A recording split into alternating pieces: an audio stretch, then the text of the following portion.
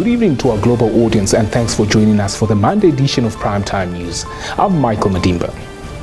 Leading our bulletin tonight, Namibia will join the rest of the world on Wednesday in commemorating the 16th Annual World Rabies Day. This was announced by the Minister of Agriculture, Water and Land Reform. We have started the World commemoration of the World Rabies Day, which will be on the 28th of September. This day is being celebrated each year. We have started a campaign in Commerce region as of yesterday. The objective of this campaign is basically just to spread the awareness to the community about the rabies, the danger of the disease, and as to what they need to do when they encounter suspected rabid animals, and if they are bitten, what they need to do, what steps they need to take to get post-exposure prophylaxis. The campaign started here in Windhoek, but it will be also, the similar events will take place in various regions from the state veterinary offices. First week of October, Okahanja State Vet Office will also do the same event. Moving on to a rather disturbing incident. A 12-year-old female was raped at a village in the Oshana region on Friday while returning home from school. Let's get the details. A weekend crime report issued on Sunday by the Namibian Police Force said the incident happened at about 1400 hours when the girl was allegedly raped at knife point by the suspect who threatened to kill the victim before forcibly having sexual intercourse with her without her consent. It is alleged that the suspect attacked the minor from behind and held her eyes and mouth before dragging her into the bush where he tied her mouth with a cloth. It said the suspect is still at large. We switch our attention to continental events. Angolan opposition supporters took to the streets on Saturday to protest the return to power of the long-ruling MPLA party in divisive elections last month.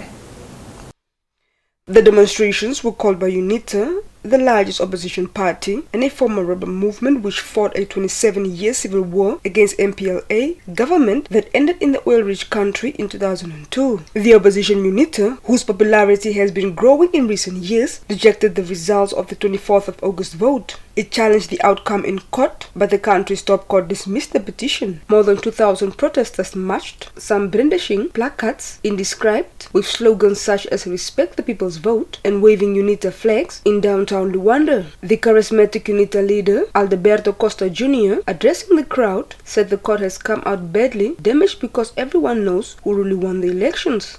Meanwhile, Italy took a sharp turn to the right earlier today after Giorgia Meloni's Eurosceptic populist party swept to victory in general elections, putting a one-time Mussolini admirer on course to become the first woman to lead the country. More from this report. According to partial results, Meloni's Brothers of Italy party, which has neo-fascist roots, won 26% in Sunday's election. It leads a coalition set to win a majority in parliament and install the most right-wing government since World War II. Her success represents a systematic change in Italy, a founding member of the European Union and the Eurozone's third largest economy. And for the EU, just weeks after the far right outperformed in elections in Sweden. Meloni takes Italy, reads the Repubblica's daily headline. While editorialist Stefano Folli said, Italy awakes this morning very changed. Meloni, who campaigned on the motto of God, country and family, is expected to become Italy's first female prime minister, although the process of forming a new government could take weeks. At a time of soaring inflation, a looming energy crisis, and the war in Ukraine, the 45-year-old sought to reassure those worried about her lack of experience and radical past. Meloni said voters had a clear message of support for her party to lead the right-wing coalition to power. When we return, over 20,000 female farmers benefit from dry land crop production program.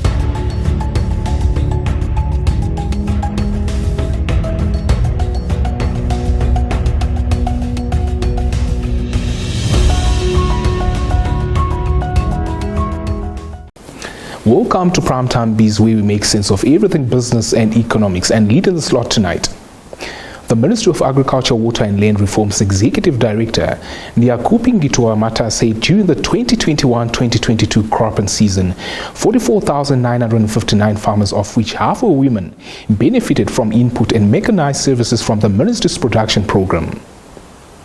The ministry's executive director, Nyakupi Ngitwa-Mata, said recently during the Women in Agricultural Summit organized by the Harris Communication, during the same year, a total of 771 horticulture producers, of which 50% were women, also benefited from the Horticulture Support and Value Chain Development Project. The event took place under the theme, Tackling Global Food Insecurity and Women's Role in Feeding the World. Ngitwa-Mata, in a media statement issued on Sunday, said he promoted discussions between decision makers and the women's business community on topics related to agriculture and farming and their potential to have a net positive impact on the economy. The executive director added the challenge of food insecurity, particularly in rural areas, given the country's increasing rural and urban migration, has a negative impact on agricultural production. She further noted that women contribute significantly to household investment, community resilience, national economic growth, and the vibrancy of regional economies. On to the global business landscape. The world economy will take a bigger hit next year than previously forecast due to the impact of Russia's war on Ukraine, the Organization for Economic Cooperation and Development said earlier today. In a bleak report titled Paying the Price of War, the Paris-based organization noted that the conflict aggravated inflationary pressure when the cost of living was already rising quickly. The Organization for Economic Cooperation and Development said COVID outbreaks are still having an impact on the global economy, while growth has also been affected by rising interest rates as central banks scramble to cool the red-hot prices. It added a number of indicators have taken a turn for the worse and the global growth outlook has stagnated. Adding, global growth stalled in the second quarter of the year and data in many economies now point to an extended period of subdued growth. The organization slashed its 2023 growth forecast for the global economy to 2.2%, down from 2.8% in its previous estimate in June. That's all the top news we had for you this evening. Stay tuned for the economics roundup, followed by the weather forecast.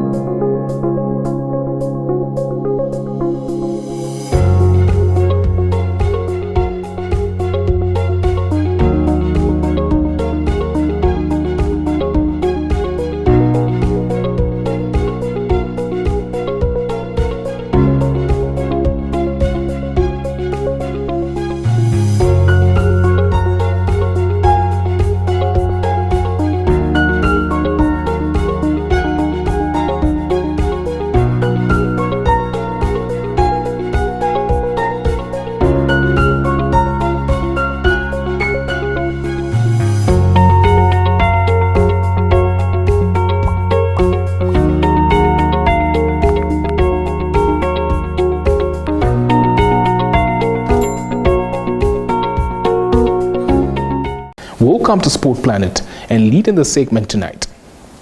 Senior national football team coach Colin Benjamin says the young Warriors' 6-0 defeat to Angola on Saturday is a lesson learned that they'll carry forward. The under-23 national team had a 2-leg fixture in Luanda, Angola, where they competed for a spot in the under-23 Africa Cup of Nations that will be held in Morocco in 2023. Moving on to international football. Croatia and the Netherlands booked their places in the last 4 of the Nations League as holders France needed a favour to avoid relegation from the top tier on Sunday. Le Bleu lost 2-0 in Denmark to finish with just 1 win from their 6 group games, but Croatia's 3-1 win at Austria saved the world champions from the drop. Didier Deschamps will be hoping to have a number of key men back from injury by the time France's defense of the World Cup begins against Australia on November 2022. Stand by for your sports roundup.